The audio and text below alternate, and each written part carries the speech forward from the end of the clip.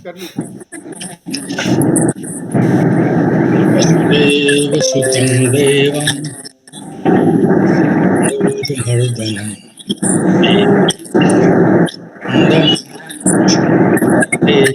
गुरुं गुरुर्ब्रह्मा गुरुर्विष्णु गुरुर्देवो महेश्वरः गुरुर्साक्षात् परं ब्रह्म तस्मै श्री गुरुवे नमः।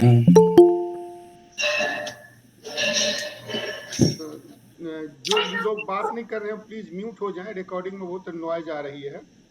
और तिवारी जी इंट्रोडक्शन भी आप ही कर दीजिए सो दैट मैं इन लोगों को एडमिट कर सकूं। ये बहुत स्पीड में आ रहे हैं लोग। अच्छा, तो ये जो कार्यक्रम है ये वानप्रस्थ पुनरुत्थान यज्ञ जो संस्था है उसके द्वारा अभी आयोजित की गई है। और चूंकि मखाना एक बहुत ही महत्वपूर्ण प्रोडक्ट है अभी बिहार का, और काफ़ी उस पर सरकार ने भी जोर दिया है और धीरे धीरे दुनिया में ये चीज़ फैल रही है। तो हमारी इच्छा थी कि उसके बारे में जो भी हमारे लोग आएँ, जो भी इसमें रुचि रखते हों, उनको बताएं, चाहे वो व्यवसायी हों या अपना काम शुरू करना चाहते हों या युवा हों जो इसके बारे में जानना चाहते हों अपना इम्तहान देने के लिए या अपनी नौकरी शुरू करने के लिए या व्यवसाय शुरू करने के लिए। तो इस तरीके के कई आयाम आज के प्रोग्राम में कवर किए जाएंगे। और उसको कवर करने के लिए हमारे बहुत बड़े विद्वान वक्ता यहाँ पर हैं जो दरभंगा में मखाना प्रोजेक्ट के डायरेक्टर भी हैं, डॉक्टर मनोज कुमार। और मनोज कुमार जी, आपको मैं प्रणाम करता हूँ। और उसके साथ ही शिव कुमार जी, मेरे ख्याल से इतना परिचय काफ़ी है। मैं एक चीज में और जोड़ देता हूँ केवल। जी, जोड़ दीजिए। ये जो वेबिनार हो रहा है इसमें महात्मा गांधी सेंट्रल यूनिवर्सिटी मोतिहारी, उनका भी सहयोग है और आगे भी उनसे हमारा सहयोग बना रहेगा। केवल यही जोड़ना था। मनोज जी, अगर आप अपने को इंट्रोड्यूस कर लें और उसके बाद शुरू करें।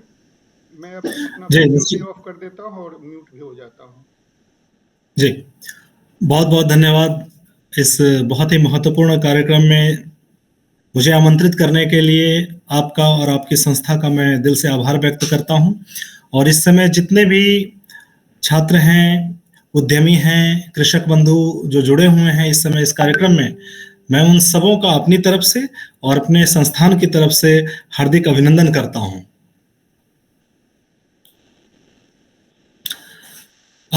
मैं एक सुधारना चाहूँगा कि इस समय जहाँ से मैं बोल रहा हूँ उस संस्थान का नाम है राष्ट्रीय मखाना अनुसंधान केंद्र, जो दरभंगा में स्थित है। ये उत्तर बिहार में एक जिला है दरभंगा, वहाँ हमारा ये संस्थान स्थित है। और मैं यहाँ का डायरेक्टर नहीं हूँ, बल्कि मैं यहाँ सीनियर साइंटिस्ट हूँ, वरिष्ठ वैज्ञानिक के तौर पर मैं यहाँ पिछले 6-7 वर्षों से अपनी सेवाएं दे रहा हूँ। तो इस संक्षिप्त परिचय के साथ मैं आप सबों का एक बार पुनः इस कार्यक्रम में और इस प्रेजेंटेशन में स्वागत करता हूं। जो अगला स्लाइड आप ले जाएं तो मैं आपको बताऊं। जी, ये संस्थान है जहां मैं इस समय कार्यरत हूं। ये तस्वीर जो आप देख पा रहे हैं ये हमारे संस्थान की तस्वीर है। आप आगे ले जाएं, नेक्स्ट स्लाइड प्लीज। हाँ, मैं कह रहा था कि हाल के वर्षों में मखाना के क्षेत्र में बहुत सारे सकारात्मक बदलाव देखे गए हैं। न सिर्फ बिहार में, न सिर्फ मिथिला क्षेत्र में, न सिर्फ दरभंगा और हमारे प्रांत में बिहार में, बल्कि बिहार से बाहर भी अन्य प्रांतों में और अन्य देशों में भी, या यूं कहें तो अंतर्राष्ट्रीय स्तर पर या वैश्विक स्तर पर पूरी तरह से इस समय मखाने की धूम मची हुई है। किसी एक फसल विशेष ने या किसी एक उत्पाद विशेष ने इतना आकर्षण इससे पहले कभी शायद ही मुझे लगता है कि प्राप्त किया होगा, जिस तरह इस समय मखाना को जितनी ख्याति मिल रही है और जितना आकर्षण मिल रहा है, जितना ध्यान मिल रहा है इस पर। तो इस समय आज से 5 साल या 7 वर्ष पहले की हम बात करें तो मखाना दरभंगा क्षेत्र में एक सांस्कृतिक फसल के रूप में ही देखा जा रहा था। ये हमारी संस्कृति से जुड़ा हुआ एक उत्पाद था जो कोजागरा पूजा में आमतौर पर, जो शरद पूर्णिमा के दिन जो हम पूजा मनाते हैं, कोजागरा कहते हैं इसे हमारी मैथिली संस्कृति में। तो उस दिन मखाना को प्रसाद के रूप में भगवान को अर्पित किया जाता है। और इस फसल विशेष, इस उत्पाद विशेष की यही प्रमुखता थी हमारी संस्कृति में, हमारी जो मैथिली संस्कृति है उसमें। लेकिन विगत 5 से 7 वर्षों में अगर आप देखें तो मखाना अब न सिर्फ हमारी संस्कृति का हिस्सा है, बल्कि अब हमारे व्यवसाय का भी हिस्सा बन चुका है। और हमारी जो व्यावसायिक अभिरुचि है उसमें अब मखाना आ चुका है, और जिसके कारण अब राष्ट्रीय और अंतर्राष्ट्रीय स्तर पर इसकी खूब सारी ख्याति इसे प्राप्त हुई है। अब पिछले 5 या 7 वर्षों की हम बात देखें तो पिछले 5 वर्षों में बिहार में मखाने का उत्पादन सिर्फ 13,000 से 15,000 हेक्टेयर में होता था, और इस समय पिछले 5 वर्षों में ये 13,000 का उत्पादन बढ़ के अभी 40,000 हेक्टेयर में इसका उत्पादन हो रहा है। तो इस तरह से हम देखते हैं कि लगभग 3 गुना उत्पादन में वृद्धि अभी देखी गई है पिछले 5 वर्षों में मात्र मखाना के क्षेत्र में। और साथ ही मखाने की उत्पादकता भी बहुत तेजी से बढ़ी है। आमतौर पर परंपरागत तरीके से हम तालाब में इसकी खेती किया करते थे, जहां मखाने की उत्पादकता 14 से 16 क्विंटल प्रति हेक्टेयर हुआ करती थी। इस समय खेत पद्धति से भी मखाने की खेती बहुत सुगमता से की जा रही है, और इसमें उत्पादकता करीब 25 क्विंटल प्रति हेक्टेयर तक देखी जाती है। हमारी जो वैरायटी है, राष्ट्रीय मखाना अनुसंधान केंद्र द्वारा विकसित की गई वैरायटी है, जिसका नाम है स्वर्ण वैदेही। ये दुनिया की पहली प्रजाति है, मखाना की उन्नत प्रजाति है, उन्नत प्रभेद है ये, और इसकी उत्पादन क्षमता है 30 क्विंटल प्रति हेक्टेयर। और किसानों के फील्ड में कम से कम 20 से 25 क्विंटल प्रति हेक्टेयर की उत्पादकता निश्चित तौर पर किसानों को मिल जाती है। और बहुत सारे ऐसे अनुभवी किसान हैं जिनके पास उत्पादन का एक लंबा अनुभव है, वो 30 क्विंटल से भी ज्यादा 35 क्विंटल या 37 क्विंटल तक भी इसकी उत्पादकता प्राप्त कर पा रहे हैं।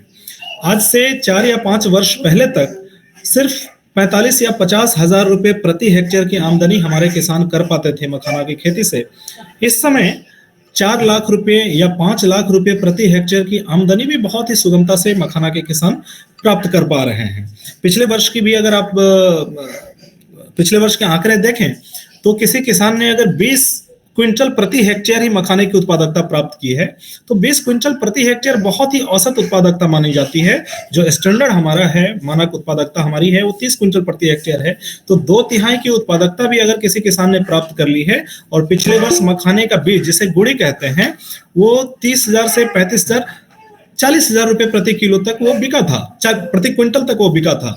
तो इस तरह से 6 या 7 लाख रुपए का मखाना प्रति हेक्टेयर किसान निकाल रहे थे। और शुद्ध आमदनी अगर हम बात करें कि लाख रुपए या 1.5 लाख रुपए हम उसमें जो निवेश है उससे हम निकाल दें, तो भी 5 लाख रुपए, कम से कम 4 लाख रुपए का शुद्ध मुनाफा मखाना की खेती से निश्चित तौर पर संभव हो पाया है। यह है कि बिहार में कितने सारे बदलाव अभी देखे गए हैं, और अभी मखाना हर दिन अभी मखाना के लिए एक इवेंट के समान होता जा रहा है। अभी आप देखें तो मैं दरभंगा की भी बात करूं, जहां मैं इस समय बैठ के आप सबों से बातें कर रहा हूं, कि 2021 में 2019, 20, 21 के आसपास से समझिए मखाना क्रांति की शुरुआत हुई थी। और 2021 में ODOP एक स्कीम है, 1 डिस्ट्रिक्ट 1 प्रोडक्ट स्कीम है, एक जिला एक उत्पाद योजना, भारत सरकार की बहुत ही महत्वाकांक्षी योजना है। तो इस योजना के तहत दरभंगा को चिन्हित किया गया है मखाना के साथ। मखाना दरभंगा के लिए, और दरभंगा के अतिरिक्त 5 और ऐसे जिले हैं उत्तर बिहार में जहां का ODOP प्रोडक्ट मखाना है। तो दरभंगा जिला को मखाना के क्षेत्र में उत्कृष्ट प्रदर्शन के लिए प्रधानमंत्री पुरस्कार से सम्मानित किया गया था वर्ष 2021 में।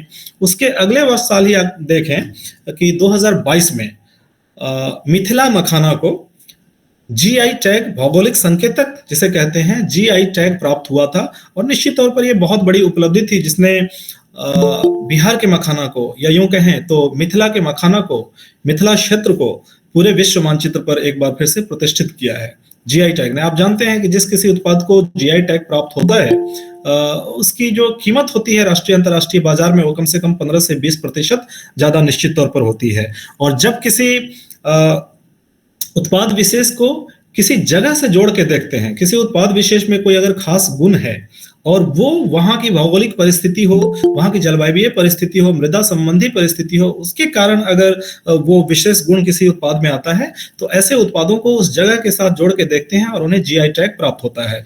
तो मखाना को, मिथिला मखाना को बल्कि जीआई टैग प्राप्त हुआ है।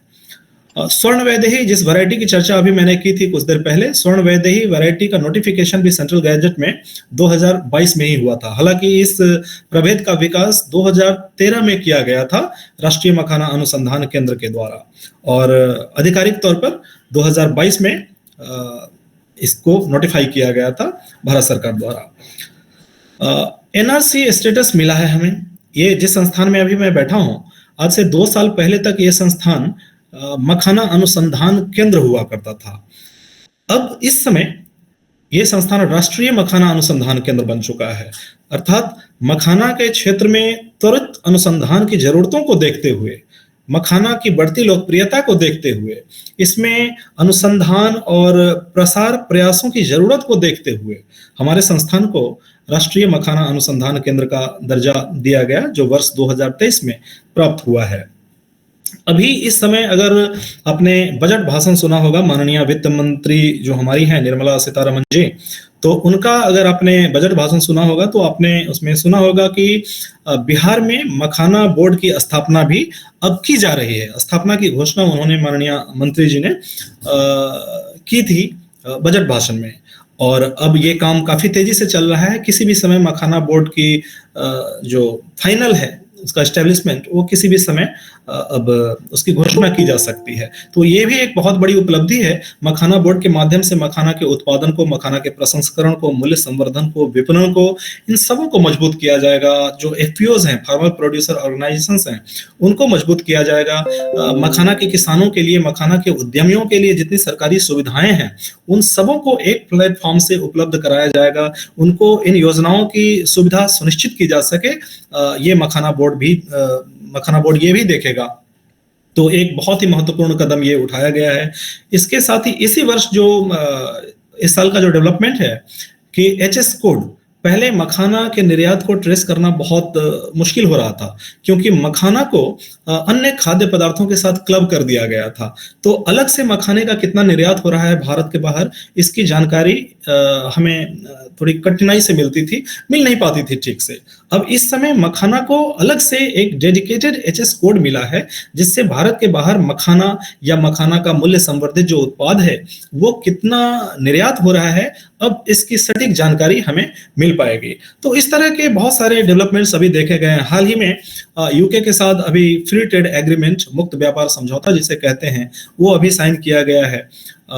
तो उसमें भी मखाने, यूके में भी भारत को न्यूनतम सीमा शुल्क के साथ मखाना भेजा जाएगा, जिससे मखाना निर्यात को निश्चित तौर पर बल मिलेगा। अभी बिहार में भी आप देखें तो यहाँ अपने देश में इंडिया पोस्ट के द्वारा एक पोस्टेज स्टाम्प मखाना के नाम पर, मिथिला मखाना के नाम पर अभी जारी किया गया था मार्च के महीने में। अभी मैंने एक लगाया भी है, स्टाम्प लगाया है, आप देख पा रहे होंगे इस समय। तो इस तरह से बहुत सारी प्रगतियां हुई हैं, बहुत सारे सकारात्मक बदलाव देखे गए हैं पिछले 4-5 वर्षों में, और इसका नेशन वाइड एक्सपेंशन भी हुआ है, राष्ट्रव्यापी विस्तार हुआ है। अभी 2 दिन पहले हमने मध्य प्रदेश के किसानों को प्रशिक्षित किया है, महाराष्ट्र के किसानों को हमने प्रशिक्षित किया है। आज ही, अभी से ठीक 2 घंटे पहले झारखंड सरकार की तरफ से एक प्रतिनिधिमंडल यहाँ उनका आगमन हुआ था, और झारखंड में भी मखाना के विस्तार को अब बल मिल रहा है, वहाँ उनकी प्लानिंग चल रही है। उत्तर प्रदेश में इस समय मखाना की खेती को विस्तार देने के लिए सब्सिडी की व्यवस्था की गई है। 50% सब्सिडी वहां दी जा रही है। लगभग 18 जिलों में 80,000 रुपये मखाने की खेती में लागत का आकलन करके उस पर 50% यानी कि 40,000 रुपये प्रति हेक्टेयर सब्सिडी दी जा रही है उत्तर प्रदेश में भी। यहाँ अपने बिहार में मखाने की खेती पर 75% का अनुदान दिया जा रहा है। लागत 97,000 रुपये प्रति हेक्टेयर मान ली जाती है, जिसमें 72,750 रुपए का अनुदान दिया जाता है। तो इस तरह से हम देख रहे हैं कि मखाना एक सुपर फूड के रूप में पूरी दुनिया में बहुत ही ज्यादा ख्याति इस समय प्राप्त कर रही है। मखाना में जितनी पौष्टिकता है, मखाना में जितने औषधीय गुण हैं, मखाना में जितने स्वास्थ्य लाभ हैं, उन गुणों के प्रति, उन स्वास्थ्य लाभों के प्रति जैसे जैसे पूरी दुनिया में जागरूकता बढ़ रही है, वैसे वैसे मखाना की मांग पूरी दुनिया में बढ़ रही है और इसकी कीमत भी बहुत तेजी से वैश्विक स्तर पर बढ़ती जा रही है। और इस समय अगर आप देखें तो मखाने का जो बाजार है उसकी कीमत लगभग 5,000 करोड़ रुपए है और मेरा अनुमान है कि अगले 10 साल में ये कम से कम 50,000 करोड़ रुपए तक निश्चित तौर पर पहुंचेगा। ये हम सब के लिए हर्ष की बात है कि अपना देश मखाने के उत्पादन में और मखाने के निर्यात में अग्रणी देश है। विश्व में मखाने का जितना भी उत्पादन होता है उसका 90% उत्पादन सिर्फ अपने भारत में होता है और इस उत्पादन का करीब 90%, 85 से 90% उत्पादन बिहार में होता है। उत्तर बिहार के जो 8 से 10 जिले हैं, जिसमें दरभंगा, मधुबनी, ये सारे जिले हैं, इनको आमतौर पर मखाना उत्पादन की वैश्विक राजधानी के रूप में लोग देखते हैं। तो 80 से 85% उत्पादन, कुल भारत के उत्पादन का लगभग हमारे यहाँ उत्तर बिहार में होता है। एक्सपोर्ट ट्रेंड की जहां तक हम बात करें तो निश्चित तौर पर भारत से बाहर निर्यात अभी बढ़ रहा है, लेकिन क्योंकि कुछ समय पहले तक ही एचएस कोड सेपरेट, अलग से डेडिकेटेड एचएस कोड मखाना के लिए नहीं था, तो अलग से मखाना के निर्यात को ट्रैक करना थोड़ा मुश्किल हो रहा है। लेकिन निश्चित तौर पर जो आंकड़े हमारे पास हैं उसके हिसाब से अब मखाने का निर्यात भारत से बाहर बहुत तेजी से हो पा रहा है। और यूएसए में जहां अभी शिव कुमार जी, सुरेंद्र बाबू सब बैठे हैं, तो वहाँ सबसे ज़्यादा अभी तक निर्यात होता आ रहा है। यूके में, यूएई में, नेपाल में, बांग्लादेश में और अन्य ऑस्ट्रेलिया और अन्य देशों में भी मखाने का निर्यात भारत से किया जा रहा है इस समय। अभी एफटीए पर मैंने चर्चा की थी कि यूके के साथ जो एफटीए अभी साइन हुआ है तो उसके कारण भी मखाना निर्यात को बल मिलेगा। एचएस कोड पर भी मैंने अभी चर्चा की थी कि ये भी मखाना निर्यात को मजबूत करेगा। Next slide please. जो आंकड़े मैंने बताए हैं उसी से संबंधित कुछ प्रेस रिलीज यहाँ आप देख पा रहे होंगे, जिसमें लिखा है कि अगले 4 साल में, इस समय मैंने बताया कि मखाने का जो उत्पादन हो रहा है वो 40,000 हेक्टेयर में हो रहा है और मेरा अनुमान है कि अगले 4 साल में 40,000 से बढ़कर ये 4 लाख हेक्टेयर तक कम से कम इसका उत्पादन होगा, उत्पादन का क्षेत्र बढ़ेगा। आप यहाँ देख पा रहे हो कि इस समय 35,000 टन मखाने का उत्पादन होता है। मखाने के लावा का उत्पादन 35,000 टन होता है और अनुमान है, एक आकलन है कि अगले 10 वर्षों में ये कम से कम 3.5 लाख टन तक पहुंचेगा। इसी तरह के जो अन्य क्लिपिंग्स हैं वो यहाँ दिखाए गए हैं कि मखाना उद्योग का बाजार जो है करीब 10 गुना तक अगले 10 सालों में बढ़ेगा और मेरा अनुमान है कि उससे पहले ही ये बढ़ जाएगा। Next slide please. हाँ, मखाना को जिस तरह अभी ख्याति मिल रही है राष्ट्र स्तर पर, वैश्विक स्तर पर, उनसे जुड़ी कुछ चीजें यहाँ दिखाई जा रही हैं कि हमारे जो राष्ट्राध्यक्ष हैं, प्रधानमंत्री जी हैं, माननीय प्रधानमंत्री जी, वो जब मॉरिशस गए थे तो मखाना की ब्रांडिंग किस तरह से उच्च स्तर पर भी की जा रही है। वहाँ के राष्ट्राध्यक्ष को उन्होंने मखाना उपहार स्वरूप दिया था। आप देख रहे हैं कि इस समय बजट भाषण में जो मखाना बोर्ड की स्थापना की बात हुई थी वो दिखाया गया है। यहाँ नीचे की जो तस्वीर एक लगी है वहाँ भारत के माननीय कृषि मंत्री जी हैं, जो हमारे राष्ट्रीय मखाना अनुसंधान केंद्र का जो मखाना प्रक्षेत्र है, मखाना फार्म है, वहाँ अपने हाथों से वो मखाना लगा रहे हैं, मखाना की खेती कर रहे हैं, मखाने की रोपाई कर रहे हैं और ये 23 फरवरी 2025 को इसी साल ये हुआ था। तो इस तरह से वैज्ञानिक स्तर पर भी, अनुसंधान के स्तर पर भी, किसानों के स्तर पर भी, उद्यमी के स्तर पर भी और जो नीति निर्धारक हैं सरकार के स्तर पर भी मखाने को प्रमोट किया जा रहा है इस समय हर तरफ से। और हाँ, अब हम आते हैं जो किसान बंधु हमारे साथ जुड़े होंगे या ऐसे युवा जो मखाने की खेती में जिनकी दिलचस्पी है, उनके लिए कुछ तकनीकी जानकारी है जो उनके लिए जानना आवश्यक है। उस पर मैं आता हूं कि मखाने की खेती के लिए किस तरह की मृदा और जलवायु की जरूरत होती है। तो मृदा और जलवायु संबंधी जो अनुकूलता है मखाने की खेती के लिए वो बहुत ही वाइड है। 15 से लेकर 40 डिग्री सेल्सियस तक का टेम्परेचर मखाने की खेती के लिए अनुकूल माना जाता है, उपयुक्त माना जाता है। 35 डिग्री सेल्सियस तक और बेहतर है।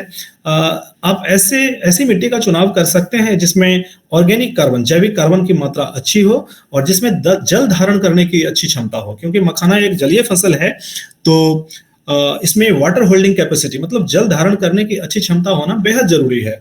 और ये अच्छी क्षमता तभी होगी जब मिट्टी का टेक्सचर हेवी टेक्सचर होगा, जिसमें क्ले कंटेंट कुछ ज्यादा हो और जैविक कार्बन की मात्रा भी ज्यादा हो, तो वहाँ मिट्टी में जल धारण करने की क्षमता बेहतर होती है। तो ये ऐसी मिट्टी का चुनाव, बहुत बलुई मिट्टी हो तो काम नहीं चलेगा, क्योंकि उसमें पानी बहुत ज्यादा चाहिए होगा, और एक तो वैसे ही जलीय फसल है जिसमें पानी की ज्यादा जरूरत है। बलुई मिट्टी में आप करेंगे तो पानी देते देते फिर परेशान हो जाएंगे। तो मिट्टी का चुनाव जरूरी है, और आमतौर पर हमारे क्षेत्र में इस तरह की मिट्टी पाई जाती है। तो आप कह सकते हैं कि हमारे यहाँ की मिट्टी और जलवायु दोनों पूरी तरह से अनुकूल है मखाने की खेती के लिए। वैरायटी की बात जहां तक है, कि मैंने कहा कि स्वर्ण वैदेही वैरायटी जिसकी मैंने चर्चा की थी, कि राष्ट्रीय मखाना अनुसंधान केंद्र दरभंगा द्वारा विकसित ये वैरायटी है स्वर्ण वैदेही, जिसकी उत्पादन क्षमता है 30 क्विंटल प्रति हेक्टेयर। इसके अलावा मखाने की एक और वैरायटी है जिसका नाम है सबोर मखाना 1। ये बिहार एग्रीकल्चर यूनिवर्सिटी सबोर द्वारा विकसित वैरायटी है। आप दोनों में से किसी का भी चुनाव कर सकते हैं। हमारे मिथिला क्षेत्र में ज्यादातर स्वर्ण वैदेही की खेती होती है, जिसकी उत्पादन क्षमता मैंने कहा कि 30 क्विंटल प्रति हेक्टेयर है। अब जो लोग इसकी खेती में रुचि रखते हैं उनके लिए जानना जरूरी है कि कब इसकी खेती की शुरुआत होती है।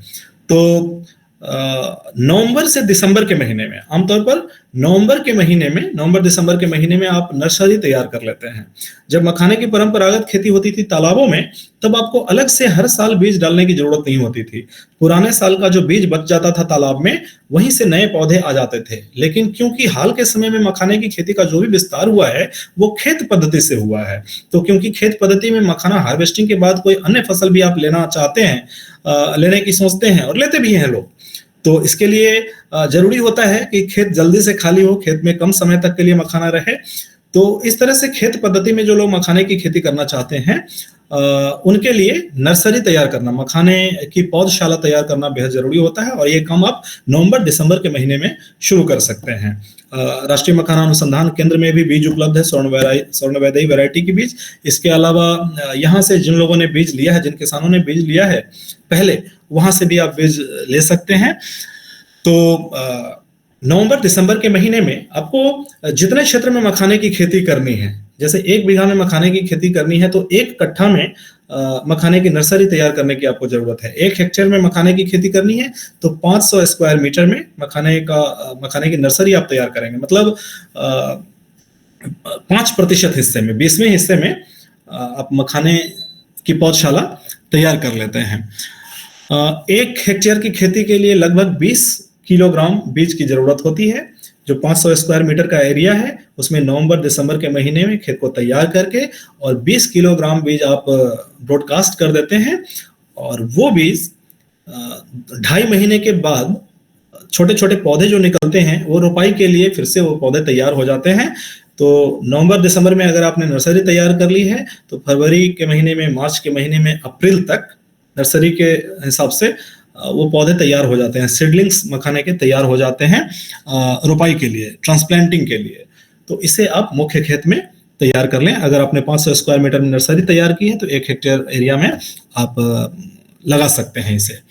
न्यूट्रिएंट मैनेजमेंट, आमतौर पर जब परंपरागत तरीके से हम तालाबों में खेती करते थे तो मखाने को अलग से खाद दिया नहीं जाता था, रासायनिक उर्वरकों की जरूरत नहीं होती थी। लेकिन क्योंकि मखाने की खेती व्यावसायिक स्तर पर शुरू की गई है तो इसमें कई बार जो रिकमेंडेड न्यूट्रिएंट की मात्रा है वो हम नाइट्रोजन फास्फोरस की जो मात्रा है पोटेशियम की वो 100, 60, 40 किलोग्राम प्रति हेक्टेयर हम रिकमेंड करते हैं।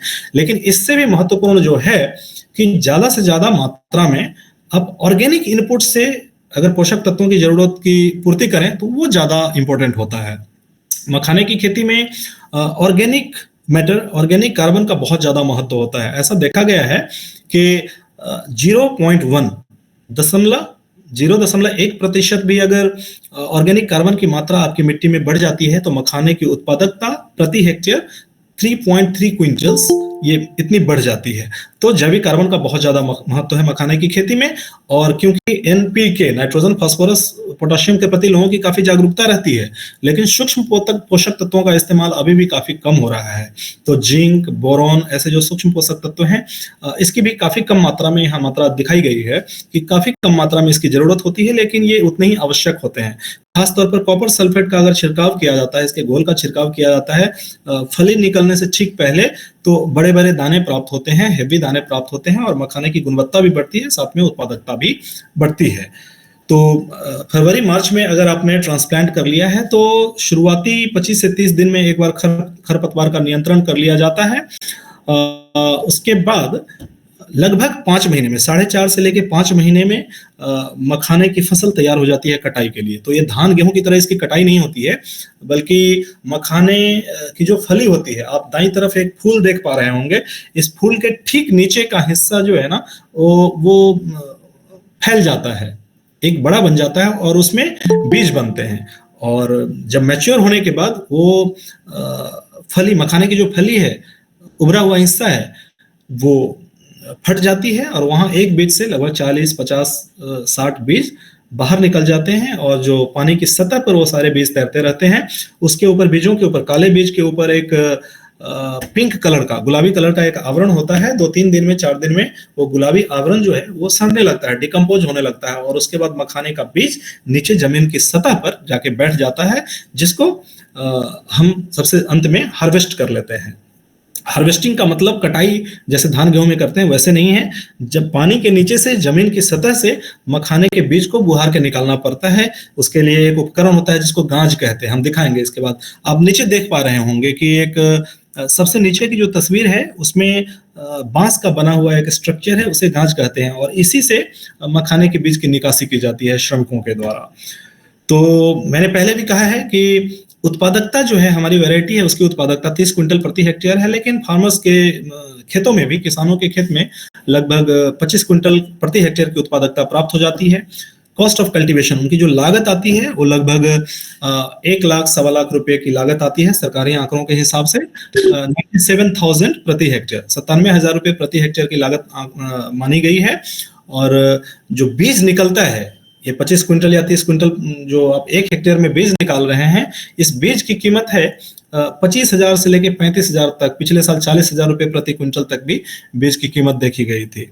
और अगर इस हिसाब से आप देखें तो ग्रॉस इनकम 6 से 7 लाख रुपए प्रति हेक्टेयर की हो जाती है। और शुद्ध आमदनी आप उसमें से हटा दें, 1 लाख, 1.5 लाख, 2 लाख तक भी अगर आप कम कर दें तो 5 लाख रुपए प्रति हेक्टेयर। अगर बहुत कंजर्वेटिव एस्टिमेट आप लेना चाहते हैं, जो नए किसान हैं उनके पास अनुभव कम होता है, वो 30 क्विंटल प्रति हेक्टेयर की उत्पादकता आमतौर पर नहीं प्राप्त कर पाते हैं। तो बहुत ही सामान्य उत्पादकता भी अगर वो प्राप्त कर पाते हैं 20 क्विंटल प्रति हेक्टेयर की भी, और बहुत ही सामान्य बाजार में अगर कीमत हो 25,000 या 30,000, 25,000 प्रति क्विंटल की उत्पादकता भी हो, तो भी 4 लाख रुपए प्रति हेक्टेयर आसानी से वो शुद्ध आमदनी प्राप्त कर पाते हैं। Next slide please.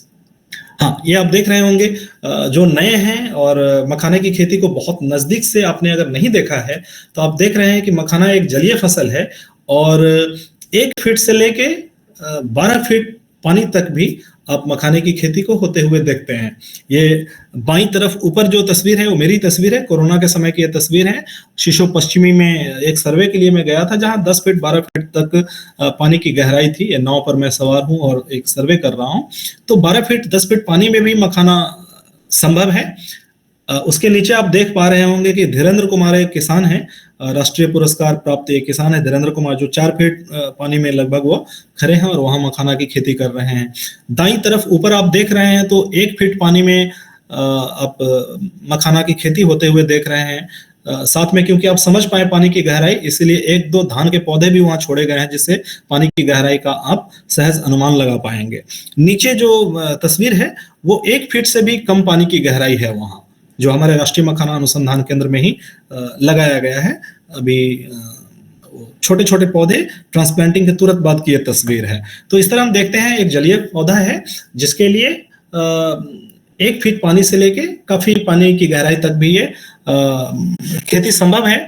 लेकिन मखाने की खेती के लिए कम से कम जो पानी की जरूरत है वो 1 फीट हम मानते हैं। 1 से 1.5 फीट पानी अनुकूल है खेती के लिए। यहाँ देख पा रहे हैं जिस धीरेन्द्र कुमार की मैं बात कर रहा था, एक प्रगतिशील किसान है, वो अपने खेत पर हैं। ये खेत पद्धति से मखाने की खेती कर रहे हैं। इन्होंने बंड लाइनिंग की हुई है, पॉलीथीन लाइनिंग की हुई है। अपने खेत की जो मेड़ है उसमें इन्होंने लाइनिंग की हुई है पॉलीथीन से, और इस तरह ये पानी का बचाव करते हैं। मखाना की खेती में पानी की लागत को कम करते हैं और निश्चित तौर पर इन्हीं सभी इनोवेशंस के कारण हमारे अनुसंधान केंद्र में भी इनको प्रशिक्षित किया गया है और इनको राष्ट्रीय पुरस्कार भी प्राप्त है। तो इस तरह से मखाने की खेती में पानी की जरूरत को कम कर रहे हैं। नेक्स्ट। हाँ, यहाँ आप देखेंगे कि कई बार ज्यादा पानी हो जाने के कारण, पानी में रफ्तार होने के कारण मखाने के जो बीज हैं वो बह के बाहर जा सकते हैं। तो ऐसे में ये नेट फेंसिंग भी एक नई तकनीक है, जिससे ज्यादा अगर पानी हो तो मखाने के बीज का बचाव इस तरह किया जा सकता है। ये एक महेंद्र सहनी है जो दरभंगा के ही एक किसान है, और उन्होंने ये किया था। उनके ऊपर जो सक्सेस स्टोरीज हैं वो मैंने पब्लिश की थी। तो ये है। नेक्स्ट। हाँ, मखाने की खेती में जिनके खेत की गहराई थोड़ी ज्यादा है, जिनके तालाब की गहराई थोड़ी ज्यादा है, वो मखाना के साथ साथ मछली की भी खेती कर सकते हैं। ग्रास कार्प को अवॉइड करना है। इसमें रोहू, कतला, मृगल जैसे जो मछली की प्रजाति है, उन्हें आप मखाने के साथ कर सकते हैं। इसमें मखाने का जितना भी क्षेत्र है उसमें 15 से 20% एरिया को आप खाली छोड़ते हैं, जिसे वैकेंट स्पेस सिस्टम कहते हैं। या तो बीच में छोड़ दीजिए तो उसे सेंट्रल वैकेंट स्पेस सिस्टम कहते हैं, और साइड में पेरीफेरी में अगर छोड़ेंगे तो उसे पेरीफेरल वैकेंट स्पेस सिस्टम कहते हैं। और इस तरह से मछली के साथ भी मखाने का उत्पादन किया जा सकता है, और दोनों का जो कंबाइंड प्रोडक्टिविटी है वो मोनोक्रॉपिंग से, सोलो प्रोडक्शन से आपको बेहतर मिल जाती है, और इस तरह से आमदनी और बेहतर हो पाती है। नेक्स्ट। हाँ, एक बार जब मखाने की हार्वेस्टिंग आपने कर ली है, तो मैंने अभी आपको बताया कि मखाने की हार्वेस्टिंग के बाद आपको बीज अगर आप बेच लेते हैं, मखाने के बीज को गुड़ी कहते हैं, यहाँ क्षेत्रीय भाषा में गुड़ी कहते हैं। तो गुड़ी बेच लेते हैं तो 3 लाख, 4 लाख, 5 लाख रुपए प्रति हेक्टेयर की आमदनी होती है। और अगर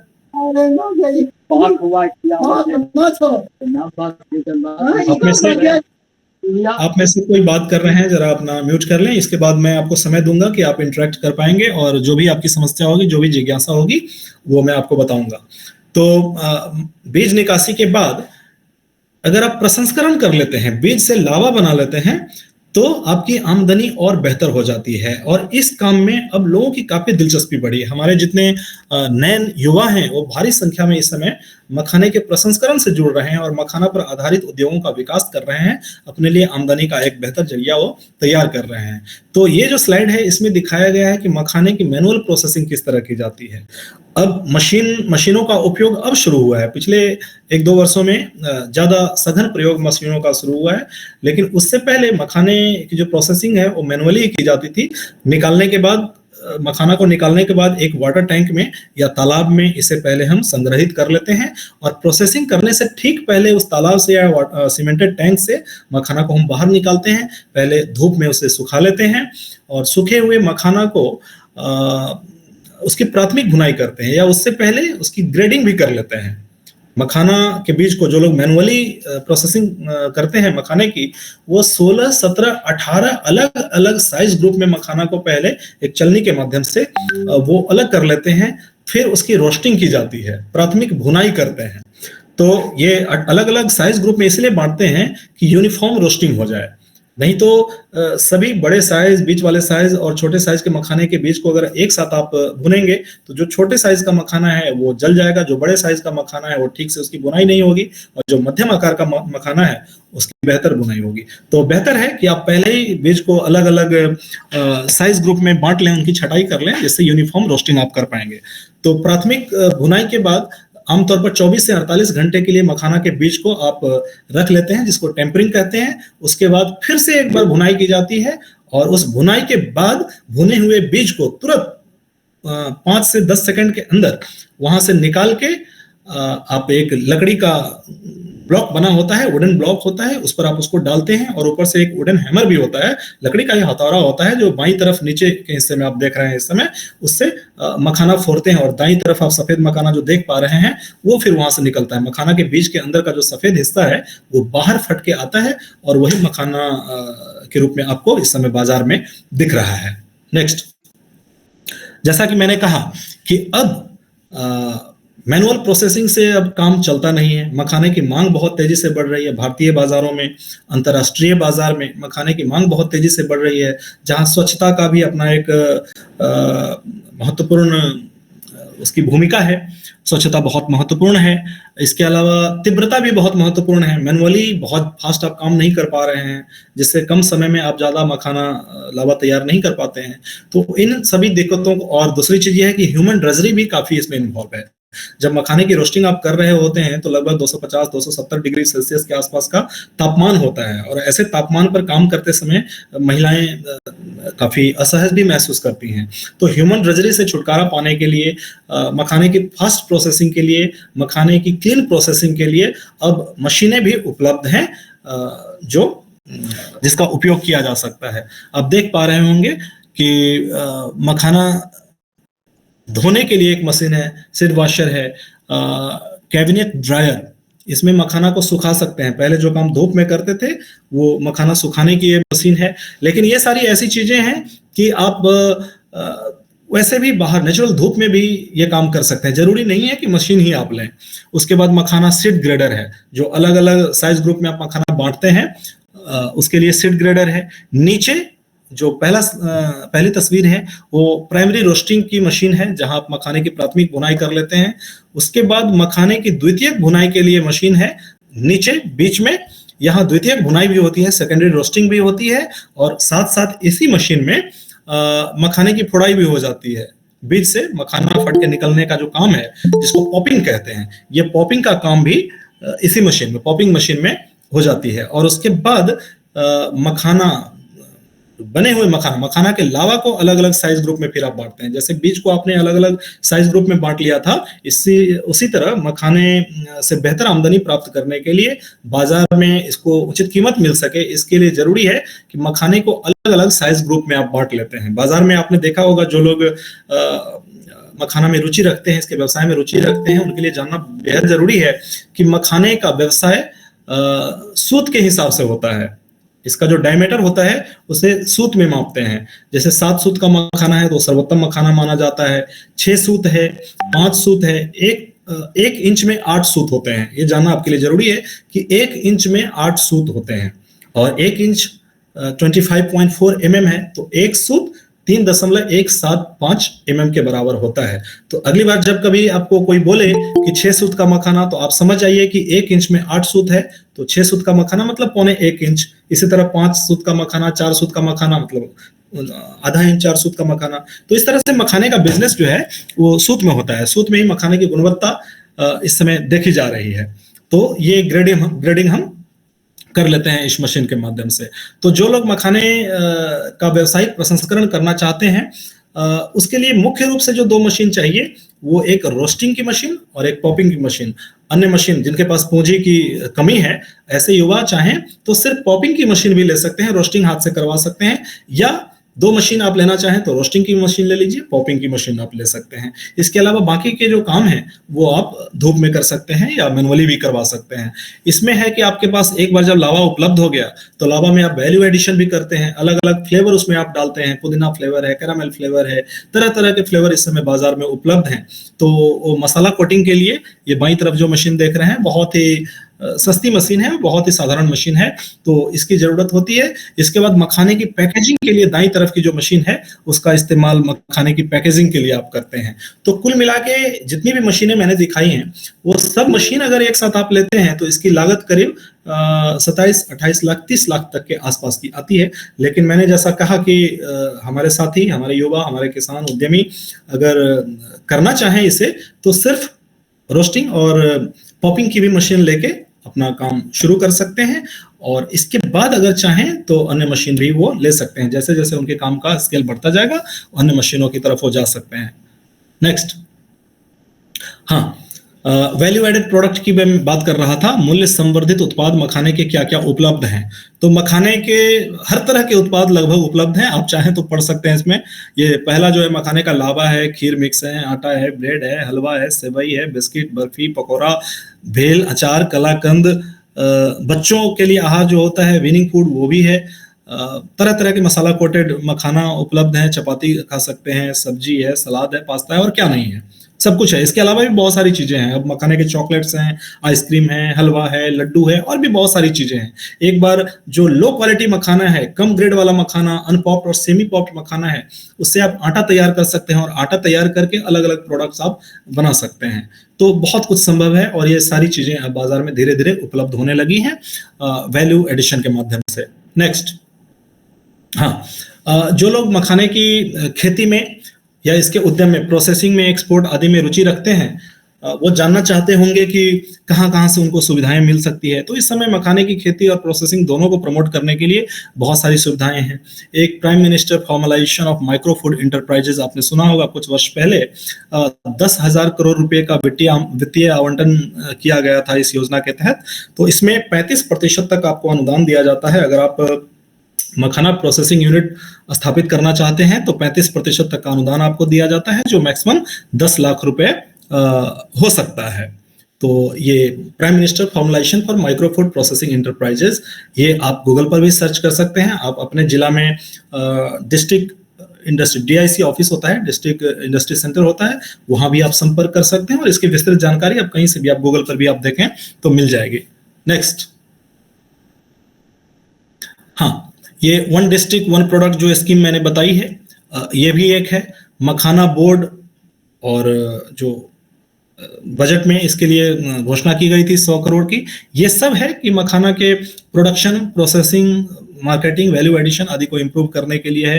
एपेडा के माध्यम से, नाबार्ड, इन सब के माध्यम से भी आपको सहायता उपलब्ध की जाती है मखाने की खेती और इसकी प्रोसेसिंग के लिए। नेक्स्ट, ये बिहार की बात मैंने की अभी कि मखाना डेवलपमेंट स्कीम, मखाना विकास योजना, बिहार सरकार द्वारा ये योजना चलाई जा रही है, जिसमें प्रति हेक्टेयर मखाना की खेती करने के लिए आपको 72,750 रुपए का वित्तीय अनुदान दिया जाता है, जो लागत मूल्य का 75% है।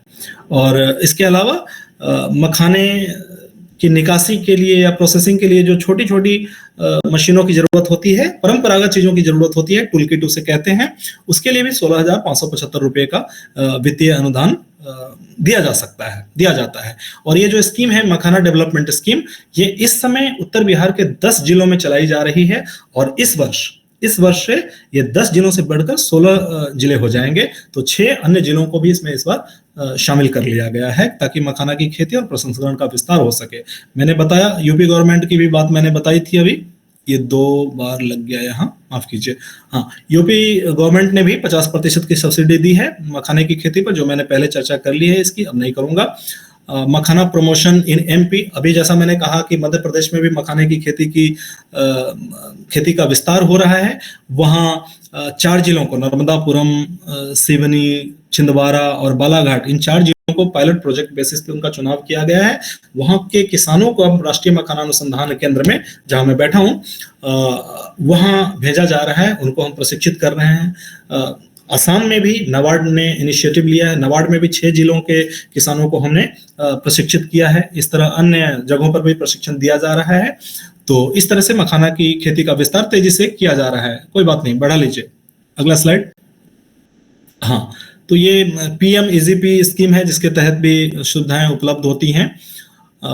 GI टैग प्राप्त हुआ है, इस सबसे भी प्रमोशन मिल रहा है। HS कोड, इन सब पर हम चर्चा पहले कर चुके हैं, फ्री ट्रेड पर चर्चा कर चुके हैं। किसान क्रेडिट कार्ड यहाँ से भी आप सुविधाएं ले सकते हैं। तो कुल मिला के अभी जो इकोसिस्टम तैयार हो रहा है वो मखाना की खेती के लिए, मखाना के प्रसंस्करण के लिए, इसके बिजनेस के लिए, वैल्यू एडिशन के लिए बहुत ही अनुकूल है। और इसका फायदा निश्चित तौर पर हमारे किसान लें, हमारे उद्यमी हैं, हमारे युवा हैं, ले तो बेहतर है।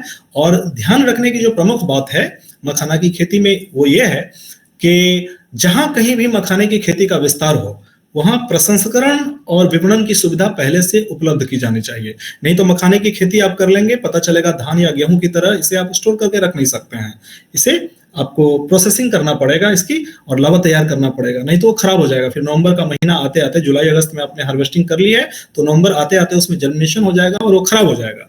तो इस तरह से अगर मखाने की खेती कहीं करनी है, नए क्षेत्र में इसका विस्तार करना है, तो ध्यान रखने योग्य बात यह है कि पहले प्रसंस्करण की सुविधा वहां जरूर हो जाए, ताकि जब मखाना हार्वेस्ट हो तो तुरंत उसे आप प्रसंस्कृत कर लें। इसके अलावा जो एक प्रमुख बात है ध्यान देने की, वो है कि अपना जो क्षेत्र है, अपना जो देश भी है, वाटर स्कार्स कंट्री है, वाटर स्ट्रेस्ड कंट्री है, अपना राज्य भी वाटर स्ट्रेस्ड ये राज्य है। तो ऐसे में मखाना की खेती का विस्तार निश्चित तौर पर हो, लेकिन उन क्षेत्रों में हो जहां स्वाभाविक तौर पर पानी की उपलब्धता रहती है।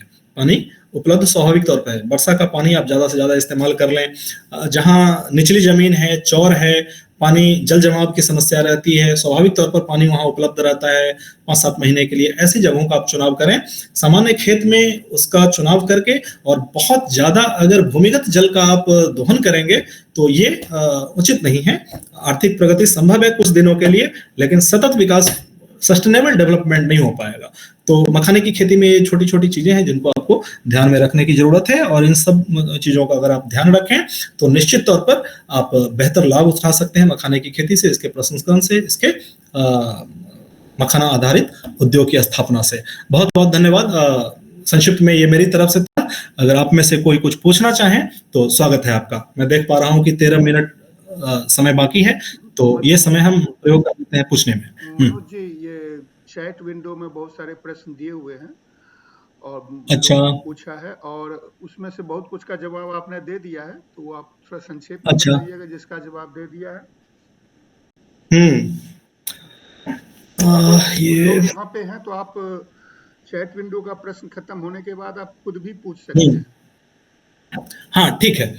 क्वेश्चंस जो आए हैं विमल कुमार जी की तरफ से, स्वागत है विमल जी आपका। आपने पूछा है कि टाइम स्पैन क्या है। तो नर्सरी में आपको आधा फीट पानी भी रखेंगे तो चलेगा। नर्सरी के अंतिम समय में आप 1 फीट पानी रखिए। 2.5 महीने आपको नर्सरी में पानी रखने की जरूरत होती है, और 2.5 महीने के बाद मुख्य खेत में जब लाते हैं तो 1 से 1.5 फीट पानी आपको सुनिश्चित करना पड़ता है मुख्य खेत में, जो 4.5 से लेके 5 महीने तक होता है। तो मुख्य खेत में 4.5 से 5 महीने तक की फसल है, और उससे पहले उसके 5% क्षेत्र में ही सिर्फ आप नर्सरी करते हैं, जो 2.5 महीने के लिए आपको रखना पड़ता है। तो ये रहा विमल कुमार जी आपका उत्तर। मुझे लगता है डेप्थ के बारे में भी मैंने जानकारी दे दी। How to ensure original breed without genetic modification is retained and promoted alongside high yield variety. अभी तक सिर्फ मखाने की 2 ही वैरायटी निकली है, तो और इस पर आगे भी काम हो रहा है, तो निश्चित तौर पर ये आपका स्वागत योग्य है सुझाव। Depth of standing water needed, ये हो गया। इसके अलावा कुछ और है क्या जो आप में से कोई कुछ पूछना चाहे तो?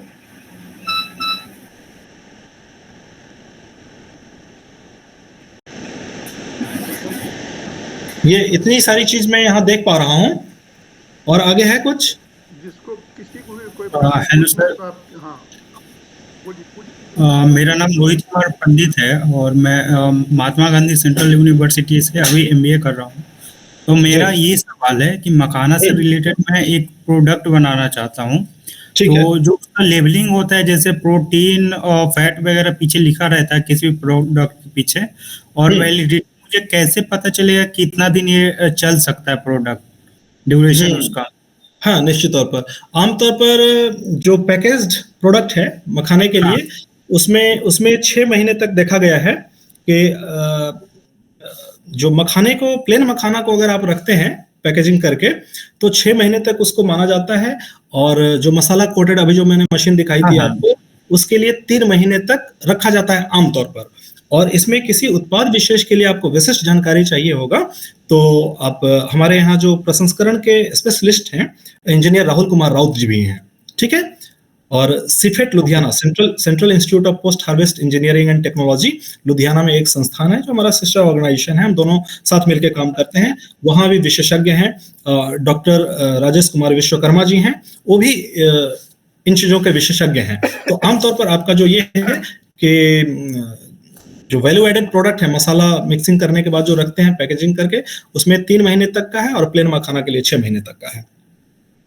सर एक और सवाल था, जैसे ट्रेडमार्क में लेता हूँ, किसी भी मखाना से रिलेटेड कोई प्रोडक्ट बनाता हूँ, अगर मुझे चेक करना हो कि वो अभी तक ट्रेडमार्क उसका कोई लिया है या नहीं लिया, तो ये कैसे पता चलेगा?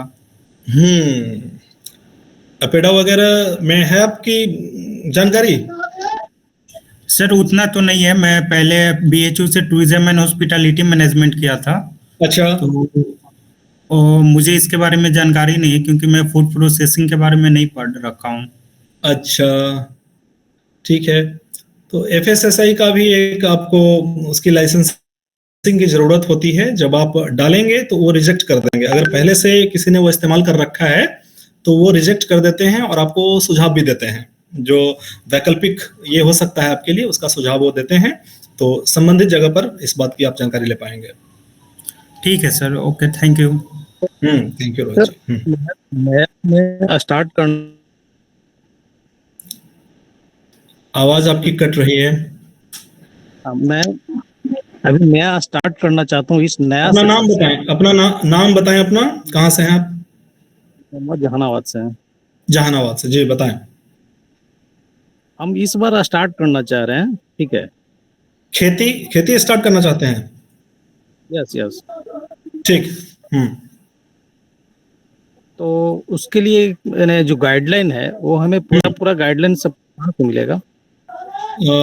आप चाहें तो मुझसे बात कर सकते हैं, फोन पर भी बात कर सकते हैं, मुझसे आप व्हाट्सएप पर भी बात कर सकते हैं, और आप चाहें तो अपने जिला में जो जिला उद्यान अधिकारी है या आत्मा ऑफिस है, एग्रीकल्चर टेक्नोलॉजी मैनेजमेंट एजेंसी, वहाँ ऑफिस में जाके आप ये कह सकते हैं कि जहानाबाद जिले में जब भी आप खेती करें तो समूह में करें, अकेले मत शुरू कीजिए, क्योंकि अकेले खेती शुरू करेंगे तो उसके बाद प्रसंस्करण की सुविधा भी आपको डेवलप करनी पड़ेगी। तो कम से कम 20-25 लोगों का एक समूह बनाएं तो आपके लिए प्रशिक्षण लेना भी आसान हो जाएगा। आत्मा के जो एग्रीकल्चर टेक्नोलॉजी मैनेजमेंट एजेंसी जो आपके जिले में है वो भी आपकी ट्रेनिंग को फंड कर देंगे, या बामेती द्वारा भी समय समय पर प्रशिक्षण कार्यक्रम आयोजित किया जाता है। असिस्टेंट डायरेक्टर हॉर्टिकल्चर जो आपके जिले में है उनको भी आप नाम देंगे तो हमारे यहाँ वो ट्रेनिंग में आपको भेज देंगे। लेकिन वो समूह में, ट्रेनिंग हमेशा समूह में दिया जाता है। इंडिविजुअली तो मैं आपसे फोन पर बात कर सकता हूँ या व्हाट्सएप में आपको मैं जानकारी दे सकता हूँ, लेकिन आप प्रशिक्षण आप प्राप्त करना चाहते हैं तो आपको समूह में आना पड़ेगा और एक चैनल से आना पड़ेगा। आमतौर पर आत्मा द्वारा यहाँ भेजा जाता है या असिस्टेंट डायरेक्टर हॉर्टिकल्चर के ऑफिस से नामों का चयन करके भेजा जाता है। तो उन ऑफिस में आप 20-25 किसानों का एक ये दीजिए कि हम लोग इच्छुक हैं, और उनको खुशी होगी। नाबार्ड भी आपके जिले में district development manager DDM NABARD भी होंगे, तो उनसे भी आप बात करेंगे तो उनको खुशी होगी कि उनका काम आपने कर दिया है। तो वो आपको निश्चित तौर पर फंड उपलब्ध कराएंगे और हमारे यहाँ प्रपोजल भेजेंगे कि हमारे पास 20-25 किसान हैं जिनको खेती के लिए प्रशिक्षित किया जाए।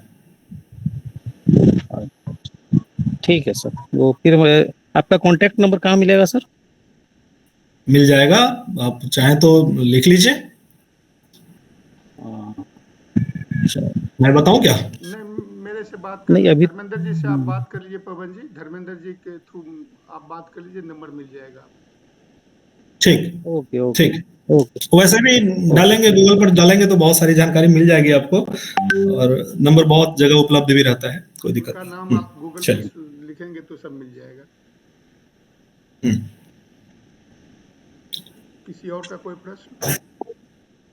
हाँ हाँ, गुड इवनिंग सर, मेरा नाम सौरभ कुमार है और महात्मा गांधी सेंट्रल यूनिवर्सिटी का मैं फर्स्ट ईयर छात्र हूँ।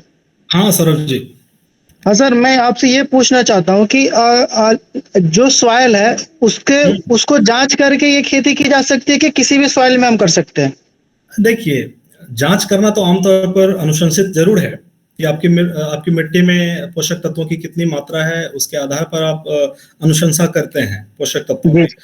लेकिन आप जानते हैं कि आपकी जगह पर अगर पहले से धान की खेती हो रही है तो आप ये समझ के चल सकते हैं, ये मान के चल सकते हैं कि मखाना की खेती भी उस मिट्टी में संभव है, क्योंकि धान की खेती हो रही है मतलब जल धारण करने की क्षमता वहां की मिट्टी में है। जी जी, हम लोग के पास जो लैंड है उसमें मतलब सीजन बाय सीजन धान भी होता है, गेहूं भी होता है। सौरभ जी, आप मोतिहारी से हैं? हाँ जी सर। आपके लिए अच्छी खबर ये है कि इस बार मैंने जो कहा कि 10 जिलों में मखाना विकास योजना इस समय क्रियान्वित हो रहा है, और बाकी जो 6 जिलों को इस बार इंक्लूड किया जा रहा है, तो उसमें पश्चिमी चंपारण और पूर्वी चंपारण दोनों है, जिसमें आप हैं, है ना? जी जी। तो आपको बधाई, इस योजना का लाभ आप लीजिए। लगभग 16 करोड़ की स्वीकृति मिली है इस बार अगले 2 साल के लिए। तो उसमें 72,750 रुपए का वित्तीय अनुदान भी ले सकते हैं आप खेती के लिए, ठीक है, प्रति हेक्टेयर। तो इस बार आपके जिले को भी इंक्लूड किया गया है। सर, तो ये प्रोसेस मुझे कहाँ से करना पड़ेगा? ये बिहार कृषि ऐप है। बिहार कृषि ऐप पर बिहार सरकार की जितनी भी योजनाएं हैं ना, वहां से आप डाउनलोड कर लीजिए। फार्मर रजिस्ट्रेशन वहां आप डालेंगे और सारी योजनाएं एक साथ दिख जाएगी। अल्टरनेटिवली आप क्या करिए कि directorate of horticulture government of Bihar के साइट पर आप जाएं। Directorate of horticulture government of Bihar, उद्यान निदेशालय बिहार सरकार, उस साइट पर आप जाएं, आपको मखाना विकास योजना एक दिखेगा। तो उस पे आप ऑनलाइन आवेदन कर सकते हैं, ठीक है जी। उसके बाद वो खुद मुझे कांटेक्ट कर लेंगे? हाँ, उसके बाद आपका नाम जो है ना ब्लॉक हॉर्टिकल्चर ऑफिसर के माध्यम से चला जाएगा district horticulture officer, director horticulture के पास, और वहां से फंड की उपलब्धता और प्राप्त आवेदनों की संख्या के आधार पर ये देखा जाएगा कि किसको कितना देना है। जैसे आपने 5 हेक्टेयर के लिए आवेदन कर दिया है, 5 हेक्टेयर आपको नहीं मिल सकता है, हो सकता है 1 हेक्टेयर के लिए आपको स्वीकृति मिले, तो उस ऑफिस से होगा। और उसके बाद आप, क्योंकि अपना नंबर तो रहेगा, उस सबको कॉन्टेक्ट कर लिया जाता है। फिर फिजिकल वेरिफिकेशन भी होगा आपके फील्ड का। जी जी, और सीधा आपके अकाउंट में ये पैसा चला जाएगा। Thank you sir. स्वागत है आपका। 1.5-2 मिनट का और समय है, ये पहले ये में 3 मिनट। Hello sir. जी मिथिलेश जी। जी सर। हाँ, अब क्विकली पूछ लीजिए। फोर्थ ईयर एग्रीकल्चर का छात्र हूँ। आवाज क्लियर नहीं हो पा रही है आपकी। वॉइस क्लियर जा रही सर? हाँ, आवाज आ रही है, आप जल्दी पूछ लीजिए, समय कम है। सर कह रहे हैं जैसे कि डेप्थ के बारे में हम जानना चाहते हैं। जैसे मखाना वाटर लोवेड क्रॉप है, तो जैसे जहाँ पे पैडी की खेती हो रही है वहाँ पे सॉइल से लेवल में है, तो अगर हम मखाना की खेती करना चाहते हैं मिथिलेश जी, आपकी आवाज क्लियर नहीं हो पा रही है, आपकी आवाज क्लियर नहीं हो पा रही है। आप जिनका अभी बताया गया है उनसे आप मेरा कांटेक्ट ले लीजिए और मुझे व्हाट्सएप कर दीजिएगा, ठीक है? आपकी आवाज क्लियर नहीं हो पा रही है। Okay sir. मैं उपलब्ध हूँ, आप गूगल पर भी सर्च कर लेंगे तो मेरी जानकारी आपको मिल जाएगी, आप मुझसे कांटेक्ट कर सकते हैं। जी सर। डॉक्टर मनोज। हाँ, डॉक्टर मनोज कुमार, वरिष्ठ वैज्ञानिक, राष्ट्रीय मखाना अनुसंधान केंद्र, दरभंगा। Okay sir, okay. अगर किसी और को प्रश्न है, अगर एक्सटेंड करना चाहते हैं तो हमको अगले लिंक पे जाना पड़ेगा। तो आप अगर हाथ उठाएं, कितने लोगों को प्रश्न है?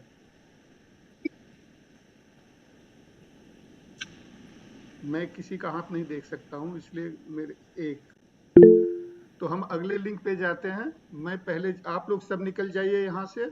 अगला लिंक चैट विंडो में भी है और जो फ्लायर भेजा था वो देखिए एक ही हाथ है, तो 2 मिनट अभी समय है। अगर एक ही हाथ है तो जल्दी से क्विकली अगर बता दे तो मैं उनको रिस्पॉन्ड कर दूंगा। जी,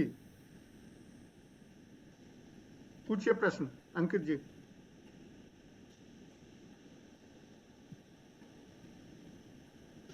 नहीं है अंकित जी आप मुझसे पर्सनली भी कांटेक्ट कर सकते हैं। ठीक है, तो मनोज जी बहुत बहुत आभार। बहुत अच्छा प्रेजेंटेशन है। उम्मीद है कि जो सुने वो इसका लाभ उठाएंगे। जिनको भी मनोज जी से कांटेक्ट करना है, बेस्ट है गूगल पे आप सर्च करके उनका कांटेक्ट कर लीजिए। नहीं तो जैसे भी ये मैसेज आपको मिला है उसी मैसेज को वापस आकर के मेरे से आप उनका कांटेक्ट एड्रेस ले सकते हैं, कांटेक्ट इन्फॉर्मेशन। तो अभी ये कॉल मैं समाप्त करता हूँ। बहुत बहुत धन्यवाद। ये मौका मुझे देने के लिए आपका मैं आभार व्यक्त करता हूं। और जितने साथी इस समय जुड़े हैं, आप सबों का भी आभार कि इस समय आपने हमारा साथ दिया। और बहुत बहुत शुभकामनाएं जो खेती करना चाहते हैं